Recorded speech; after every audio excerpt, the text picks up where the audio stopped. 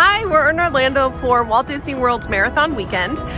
We love going to the Disney parks, but this will be our very first Run Disney event. Yeah, so we're going to talk about everything from sign up all the way until we cross the finish line. So if you're interested in doing a future Run Disney event, Run Disney race, or you just want to see what it's like, come follow along. Hi everyone, if you're new here, welcome. We're Rico and Alex. We're a travel couple based out of Nashville, Tennessee. We've been married since 2017 and have since made it a priority to see as much of the world as we can despite having a regular 9 to 5. We started this channel to share the very best from our travel adventures, hoping to inspire you to take the leap and have some amazing adventures of your own. So like this video and subscribe to our channel to keep up with where we're off to next. Now put on your running shoes and get ready to race through Disney. There are multiple Run Disney events throughout the year, and the typical calendar year will include the Walt Disney World Marathon Weekend in January, which includes a 5K, a 10K, a half marathon, and a full marathon.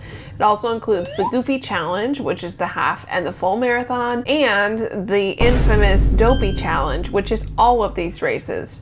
That's right, people are doing a 5K, a 10K, and a half marathon, and then a full marathon. 4 days in a row, all at very early hours in the morning. all for the prestigious Dopey medal. The Disney Princess Half Marathon Weekend takes place in late February and early March. This includes a 5K, 10K, and a half marathon, and includes the Fairy Tale Challenge, that is the 10K and a half. They also have Disney Princess Yoga. Yeah. What a nice surprise. And speaking of surprises, they also have Springtime Surprise Weekend in April. That includes a 5K, a 10K, and a 10-miler. The Springtime Surprise Challenge, which is all of those races, the 5K, 10K, and 10-miler. And they also have yoga for this weekend. And last but not least is the Wine and Dine Half Marathon Weekend in October. This includes a 5K, a 10K, a half marathon. The Wine and Dine Challenge includes a 10K and a half. And then the post-race party is a special ticketed event that takes place in the evening at Epcot. There's also a Disneyland Half Marathon Weekend, which typically runs late January to early February and includes a 5K, 10K, and half marathon, the Dumbo Double Dare Challenge, which is the 10K and a half, and yoga. If you're not able to make Disney World or Disneyland for any of these races, there is a virtual series that you can participate in. The virtual series is a really great option. And even though these races are virtual, the medals that you get for them are still really cool, super amazing. This was our first time doing any Run Disney event. We did the Walt Disney World Marathon Weekend 10K. 2026 theme was What's Your Story? So it was different story genres. So the 5K was a sci-fi theme, the 10K was a mystery theme. The half marathon was romance themed, and the marathon was fantasy themed with Mickey and Minnie leading the way. We chose the 10K because we thought it would be a good challenge. Rico has done half marathons. He has done 10Ks and 5Ks. I am not a runner. The most I've done is a 5K. The 10K seemed like a good reach for me. Would you say that the characters representing the 10K and the theme of the 10K played a factor though? I liked Chippendale a lot. I read more romance and I read more fantasy than sci-fi or mystery books, but I didn't think that was enough to push me to go for one of the longer distances. Donald and Daisy, hot take, I think are a little toxic. I didn't want to medal with them on it necessarily, and I knew the Chippendale medal would be like really cute. They're always a good time. So a little bit more about the race. For us, it costs about $165 per person. This is a 10K, so it's 6.2 miles going through Epcot and going through the Disney Boardwalk. That includes on-course and post-race refreshments, a participant shirt. Of course, you get your 10K finisher medal and a downloadable finisher certificate. You'll notice he did not mention pictures, race pictures, which are typically included in other races that I've done, just saying. Pictures are separate for Run Disney races as of right now. I think one of the biggest questions that I see about Run Disney, did you get a park ticket with the registration? Yeah. No, you do not get a park ticket included in the cost of your registration. Park tickets are separate. So yes, you are running through Epcot, but it's before the park opens. Another question is the pace that you need to keep. As we mentioned, a lot of these races run through different parks before they ever open. So how does that work? All of the races, except for the 5Ks, have a pace that you need to stay under in order to finish the race. Otherwise, you would get swept by the balloon ladies, who are the pacers for the entire race. They're at the very, very back of the pack. If you can stay with them, you're able to complete the race. If you fall behind them and you aren't able to catch back up, then they will ask you to get on a golf cart or get on a bus and they'll take you to the finish line.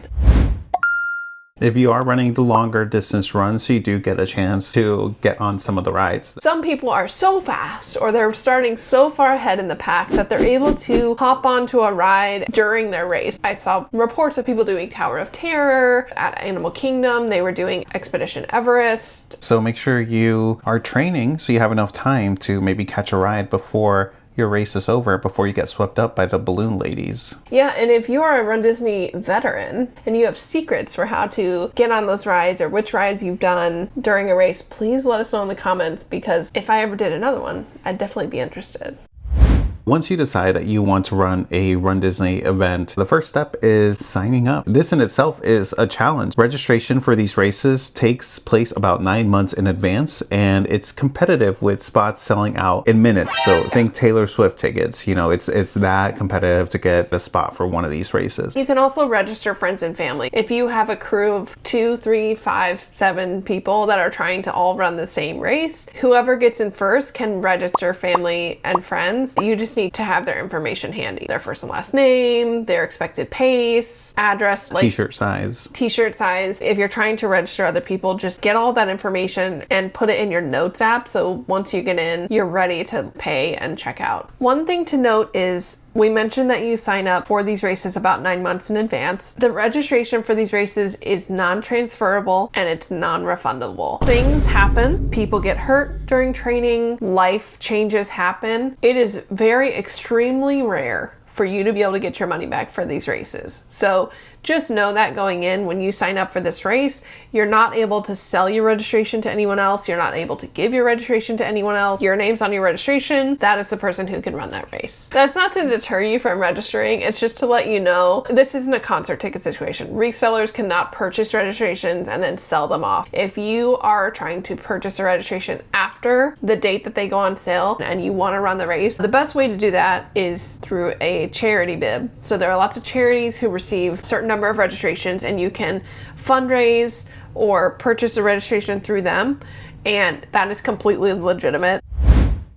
Now we should probably talk about preparing for the race. First thing you need to know if you're running a RunDisney event is that the vibes are first and time comes second. I don't think most people are running this race to have their personal best time. But even though it's fun, and even though we're not going for personal best times, it doesn't mean you should skip out on preparing for the race. I started preparing for the race basically the day I signed up because I was scared that I was gonna not be able to run it. As I mentioned, this was the longest race length I've ever done. I wanted to give myself lots of time to get comfortable with the 6-mile distance. I used the Jeff Galloway method, which is a run, walk, interval method. There are lots of plans out there, but he made some RunDisney specific plans that are free to download on the RunDisney site. Yeah, we can post a link in the description. Also, a great thing about RunDisney is that it's a good gateway for people who are interested in running and maybe have not ran a lot of races. You'll find that a lot of first timers are doing a 5K, 10K, half marathon, what have you. Yeah, this is about enjoying running through the parks. This is about taking pictures with characters, maybe getting on a ride. Building community too. I mean, you're seeing a lot of people with like cool costumes, and I mean, it's fun to just engage with other Disney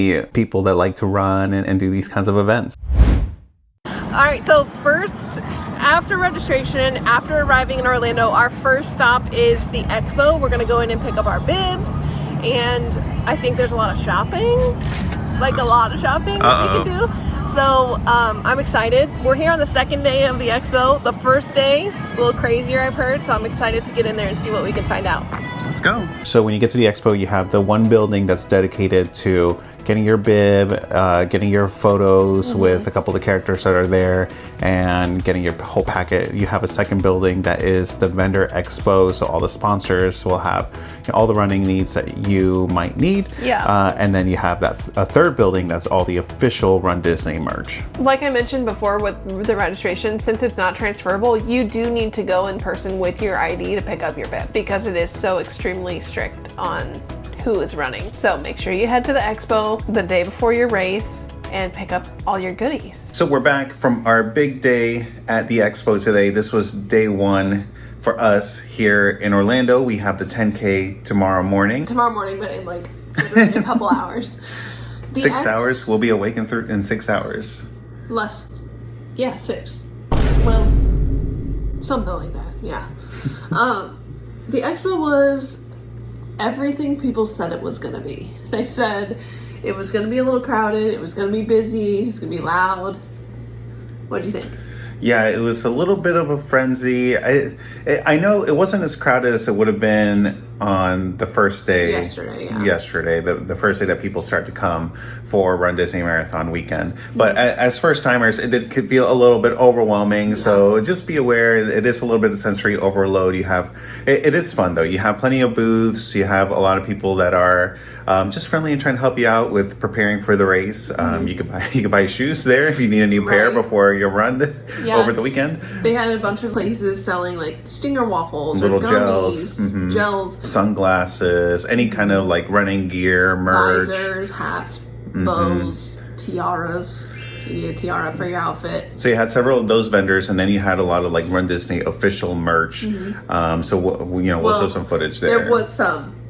There wasn't everything because it opened yesterday, and the RunDisney merch is notorious for selling out. So there was a couple things, like I think that there was a regular t-shirt for the 10K that I would have bought, but I didn't see, and then also a corksicle that had all the themes on it, but it's fine. I'm glad we didn't have to spend the money, or I didn't have to decide to spend the money. So. But there's a tip for you. If that is important for you, you will want to get here the first day of the Disney Marathon Weekend to make sure you do get your hands on some of that merch, because that goes by fast. Or when you register, they had some things that you could order ahead. Yeah. So that might be an option if you know you're not going to make it for the first day and you just want something RunDisney specific. That is a great option. I feel like when we register, we're just like, okay, let's go. We did the hard thing. Now we don't have to think about it for another 6 to 8 months.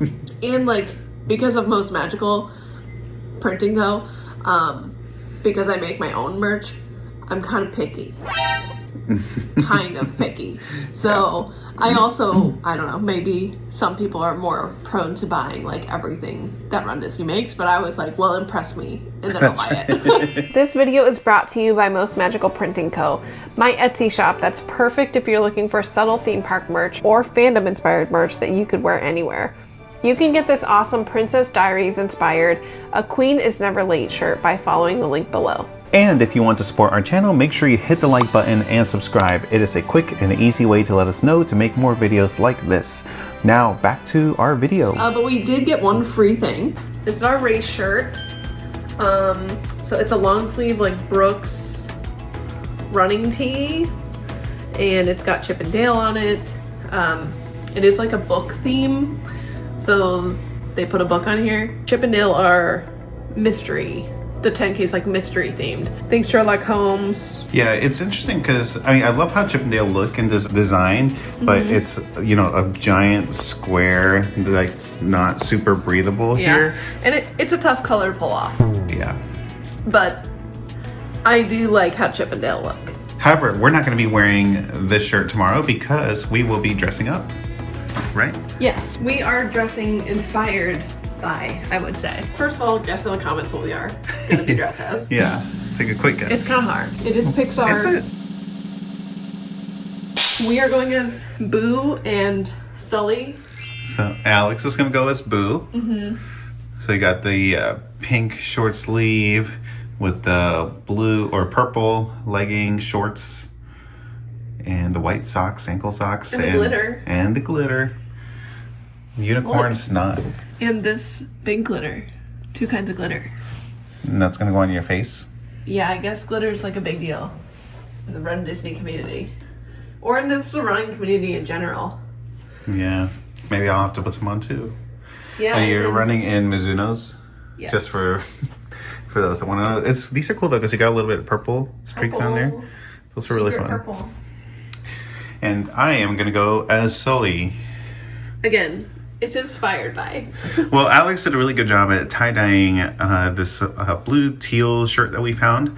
Yeah. Adding those purple spots. So I think that looks really good. We weren't sure if we'd be able to tie-dye something that was for sports, like a polyester blend, but there's a special dye you can get. It turned out pretty good. I like it. And these are Adidas 7-inch inseam shorts. I already have like 2 or 3 of these, so I was excited when I saw that they had a teal blue option available. And then some teal blue Socks. socks. What are you running in, Brooks? No. I always Sauconys? run in Brooks. They're just thrown on the floor over here. I mean, they're just black Brooks. Disney and Brooks have like a collaboration. RunDisney and Brooks have a collaboration. So there's a ton of exclusive designs from Brooks that are just for RunDisney. We got some footage of them. I think there's one with Chip and Dale on the back of them. There's one with the castle. Yeah, there's some Mickey inspired ones like black with red Stitch. So you could check out the different shoes that they had.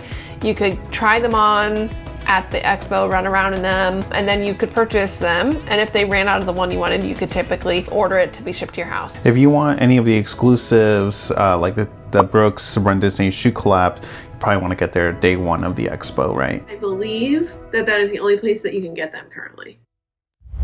As far as what to bring on race day, obviously your shoes are probably the most important thing. Your shoes and your bib, that's really all you need. If you have those two things, you're going to be just fine. But make sure you have enough time to break your shoes in so that you're not getting blisters or getting shin splints on the day of the race. And then, of course, you need clothes. Run in whatever you're comfortable in. There's a broad spectrum. There are some people just going out in their normal, everyday running clothes. And then there are people creating things that rival the outfits from the Macy's Thanksgiving Day Parade out here. I mean, they have extensive costumes with props. Yeah, we saw everything from like, if you wanted to be Belle from Beauty and the Beast, you could just wear like a yellow top and yellow bottoms. Yeah, like a Disney bound. Right, Disney bound. Or you could, like you said, have a full-on ball gown and be Belle. Whatever you choose for your costume, make sure you run in it before race day to make sure it's comfortable, to check anything that may fall off of you while you're running or any kind of chafing that could happen, making sure you have the right socks, all those things. Other things that you might need is fuel for during the race, such as gel packs or gummies for longer races, especially if you're running the half marathon or marathon. Slides to change into after your run, because after running long distance, you want to make sure your feet are comfortable. Sunglasses for after the race. As Alex said, this race takes place in the middle of the night, so you'll be wrapping up right after sunrise. Then there are just a couple things that are nice to have, like a chafing stick, running belt, maybe a jacket that you can shed before the race. If you come with a blanket or a jacket or something that you don't want to run the whole race in, if you throw that to the side of the course, they'll wash it and then donate it for you. So keep that in mind as far as layers go. And then face glitter is really big right now in the running world. Everyone had glitter on everywhere. There was so much glitter on these people's faces. And I did get some 2 days before we left for the race because I had seen that this was so popular and I wanted to be a part of it. I will link the face glitter that I used in the race. Yeah, we'll include some affiliate links on all the essentials that we brought to the race, and if you want to check those out and while also supporting the channel, go ahead and use those. These are a lot of items that we're bringing to the race, so how are you going to keep track of them if you're going to be running along the Disney parks? They do have a bag check system where you can drop off your bag before the race and pick it up after. You just get a little ticket like a valet service or coat check, and then you come back and pick it up afterwards when you're ready to take it home. Now that you know what to pack, let's go to the morning of our race. RunDisney Diaries, morning of. It's 3 o'clock in the morning, and we are on our way to where we think the starting line is. Just following the people, really. Shout out to, I forget which person told me, but to get a Starbucks with no ice the night before. So you have it for this morning. Pro tip. I would not have made it. Yeah, we got up at 2 o'clock in the morning, 2:15 for me, and we had ordered an Uber ahead of time because we're not staying on Disney property. Though if you are staying on Disney property, they do have shuttles and the store available. So, or you can drive yourself. Or you could drive yourself, yeah. Be in charge of your own destiny. There you go. Season. The morning of, there's plenty of music going on. It's a party before the race. You have character meet and greets. There was also a DJ spinning some tracks. There was also a host. She was great. She was interviewing people in their corrals, and we were able to see like some really cool costumes that people had on. She was talking to people about their stories and how they got into running. So there's definitely a lot of entertainment before the race, which is good because you gotta get there early. So with it being our first time, I think that's why we were a little extra cautious with when we were getting there. That's why we arrived at 3 a.m. However, I don't know that we necessarily needed to arrive that early. As long as you're there before your corral closes, you're fine to run. Something to think about too is once you're in your corral, I mean, you're just there. You're standing or sitting, but it's like you're on your feet for, depending on what time you get there, like 2.5 hours before you're actually racing. And that definitely takes a toll on your legs if you're just standing for a while. So sit when you can. Yeah, I sat on the ground for sure. So let's go to Rico and Alex during the race. Checking in. I'm all sweaty. Pretty sweaty already. We're a little bit over a mile, almost a mile and a quarter. So we've seen 2 characters so far, Goofy and Daisy along the way, but we're still going through because we gotta find a bathroom. Yeah, lots of time in the corral. Yeah, so we're still outside of Epcot. I think after the second mile, we'll be inside Epcot. Some characters we saw in line with the mystery theme included Goofy, Daisy, Perry the Platypus, Nick Wilde and Judy Hopps, Darkwing Duck, Ludwig von Drake, Lewis Robinson from Meet the Robinsons, and the green bird from the Three Caballeros. Yeah, Jose, I think. And Mira. Mira is a Disney Channel detective, if you don't know who Mira is. It's one thing these races are known for, so you do get a chance to meet some of these niche characters. Yes, like so Meet the Robinsons. Right, or Darkwing Duck. It's not, they're not characters you're gonna run into in the parks, which is really cool. A little more than halfway report. Yeah. So we just stepped out of Epcot and are headed over to The boardwalk. the boardwalk around the Swan and Dolphin area. I wish the cake bake shop was open. What would you get at the cake bake shop? A coffee. So we'll pop in and out of here and then back into Epcot. Spoiler alert, we did finish the race. It was great. We finished. I was super sweaty. It was super humid, but we did it. And I feel really proud that we did it. 6.2 miles later, we have completed the 10K. How do you feel? Tired, really tired and hungry. But I'm glad that we did it. Glad that we did it.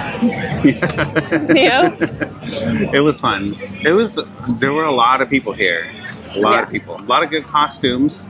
A lot of people cheering us on. We got to see plenty of characters along the way. We didn't get to stop for that many, but it was still fun to see them. Yeah, I think we could have stopped for more, but we didn't know. It's our first one. We didn't know. Yeah. We didn't want to be too behind. Yeah. So, but yeah, we could have stopped for more, but I stopped to meet Mira.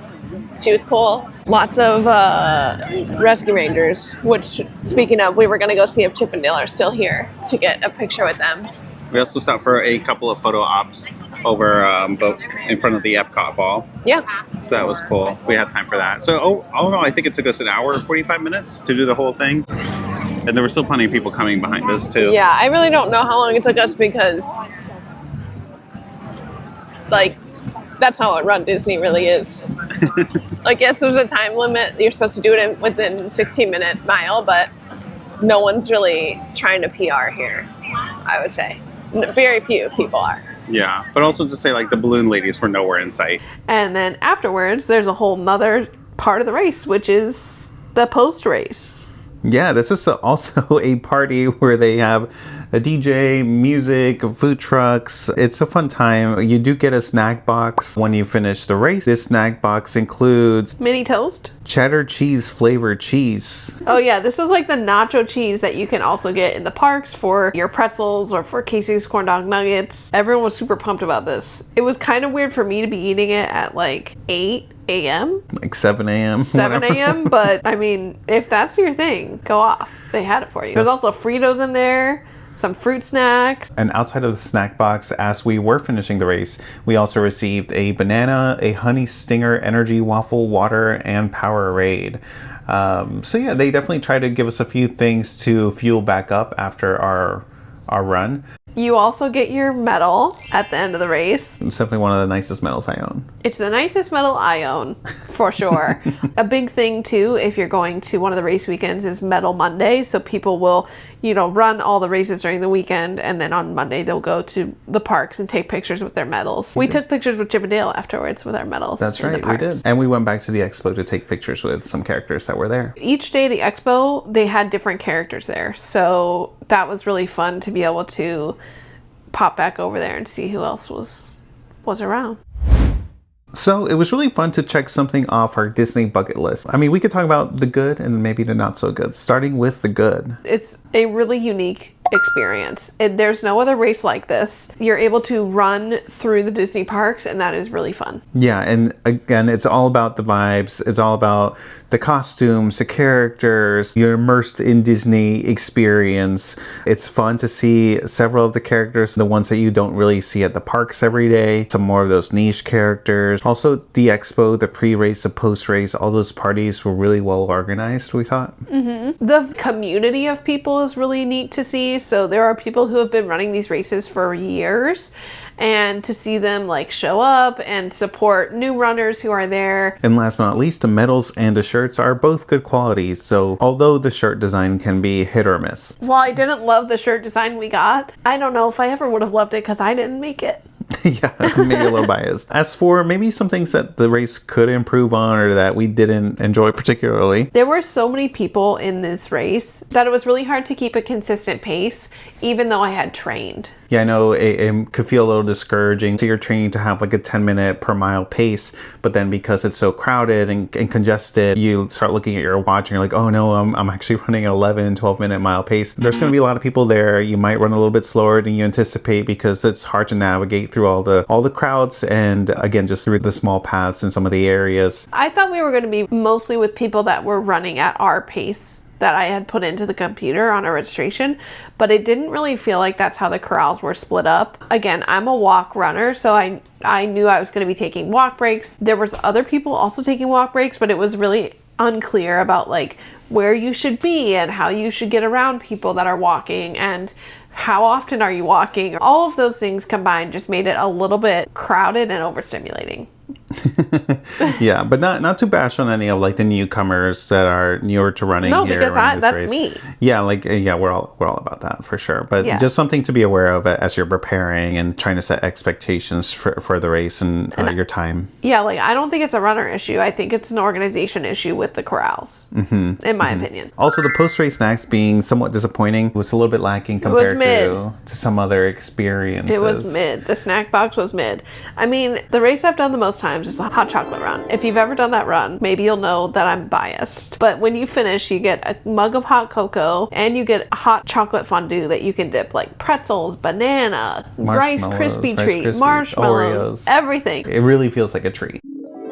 It was kind of a weird mix of things and nothing that I personally, Alex, want to eat after I just went on a run. Yeah. Except for maybe the banana. And I've ran races where I've gotten pizza or a barbecue sandwich at the end of it. Oh yeah, barbecue sandwich. That was a good race. And I get that it's hard to, with this scale, with this number of people, to really feed all the runners in that way. But either way, it still felt like the box was a little lacking. I don't understand because in all the merch stores in the parks, they have little packages of like Chip and Dale cheddar bunnies or Chip and Dale cheddar crackers or Mickey and Minnie gummy bears. I think if it was the same food but shaped like some it'd be more fun. It would be more fun. Yeah. So I guess I don't understand from a financial standpoint. Maybe all of these things are collabs and that's why they were gifted to us in the box. But I mean, you're Disney. So I'm hoping for someday a Mickey shaped Rice Krispie treat inside. Right. Or some Chip and Dale cheddar snacks, something like that. I feel like a Mickey shaped something would have gone a long way, or some kind of elevated treat. It was very much not what I expected because these races are so talked about. They're held at such a high standard of like, this is the peak of racing. Like going to a Disney race is like the most fun and the most exclusive and whatever. So when we got the snack box, I know it sounds like such a little part. I was like, this race was so expensive and this little snack box is so bad. Well, this kind of leads into the next point is that there's no extras really. We knew pictures were going to cost extra.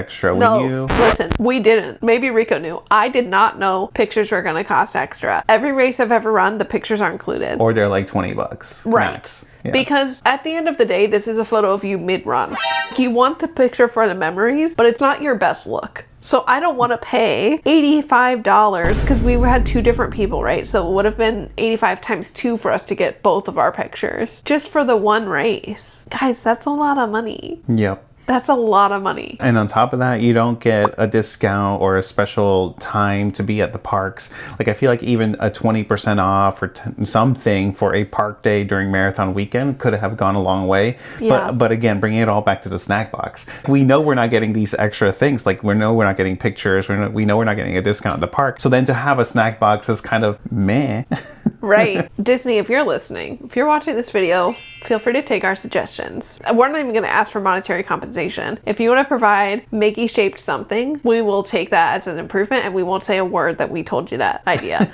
But even if it was like some discounts at Disney Springs, like an incentive to go to Disney Springs, maybe you get, you know, a free appetizer somewhere. There are boxes where you get coupons for stuff, and I know that sounds silly, but bring Disney Springs into the mix. Maybe give me 20% off of a merch item, or 20% off of that show that you're trying to get people to see at Disney Springs, the Cirque du Soleil one, or the movies or something that's thinking outside the box that probably most people won't even take advantage of. A couple of months of Disney Plus. Oh, there you go. A couple months of Disney Plus. Yeah, I mean, I think just like having something a little bit unique as a Lorcana pack. Okay, yeah, I'm getting too crazy Lorcana now. pack. A Lorcana card, an exclusive card like you can get at the parks. Or a chance to win something, like a raffle or something fun. Yeah, give us a call, Walt Disney.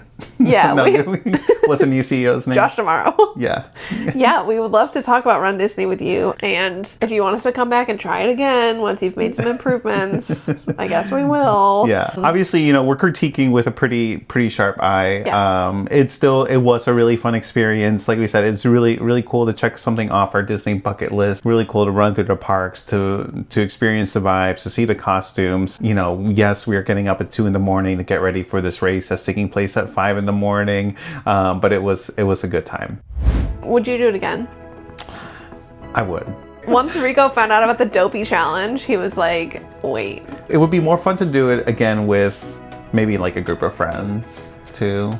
I would do the 5K again. I would maybe do the 10K again, but I would want to do it with my mom or my sister or someone who we were just doing it for the fun. If we got swept off the course, who cares? You know what I mean? That's where I'm at, because I was so worried and so anxious that I didn't sleep at all the night before because I was so worried about missing my alarm. I think if I could go into it with a different mindset of like, we're just here for the fun, I would do it. Just have more, you'd have more fun with it. Right. It might just be a me thing, but like getting up at 2 a.m. and getting ready for the race, that whole time I'm like, I'm never doing this again. Yeah, no, that was not just you. I literally said that out loud. but then, you know, give me a couple days, I'm like, you know what? That was fun. I can't wait to do it again. 1 mile into the course, you were like, I could do this again.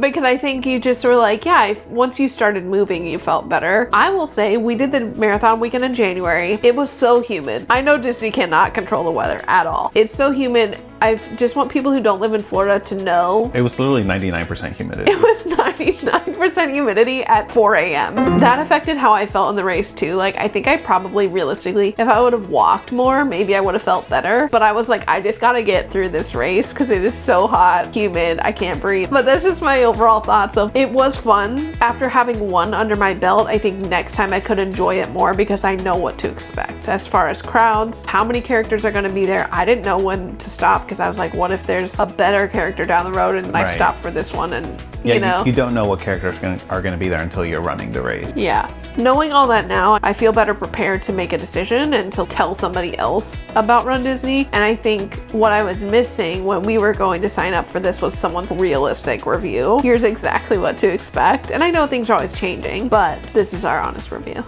So let us know if you're getting ready for an upcoming Run Disney event, what you're getting ready for, what you're looking forward to. And if you want to see us out at one of these, make sure you hit that like button. And I think there's probably one in our future, another one. Yeah, maybe one more. I mean, I think initially I said no, but if you guys subscribe to our channel, you comment, you like our videos, okay. That's right. You heard it here first. All right. Thanks for watching. Thanks. Bye. Bye. Bye. Come on. Come on. It's a little